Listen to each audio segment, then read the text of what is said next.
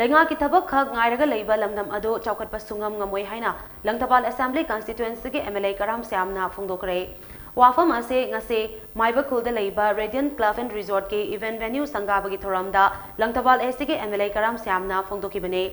Lamdam ase ki masak naiba miyoi kyana saru yaduna pangthokpa thoram aduda Langthabal AC ki MLA Karam Shyam na hai lamdam ase ki tungi laibak ase tourism da lei. Santana lamdam ase chaukhat thorangi tamak thadarakriba sanfam sing ase manghandana ningthina sizinarabade lamdam ase sanalaibak oigani.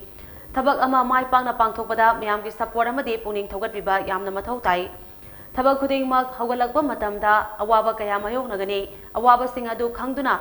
kathokpa amaga loinana pukchel sengna panarabade soidana mai pakane mipung khudingmakta khwaidagi mathau taribase gyane Isana isa thabak pijabata natana atopa se thabak piba ngamnaba honage hairabade mai paglaba entrepreneur singdage gyan losing loba tangai fade Leingak ki mateng amata yaudana Radiant Club and Resort yamna ningthina semgalamba se thaganingai ni haina so MLA Karam Shyam na makhatana phongdokhe Scam ning mo kai ra khoina bakang ori ding ha koi ba sakki kai si leiko na mata thing na tie ba ai nga sai phagi doine war symmetry chi leiko lo adu da sang pham mi ne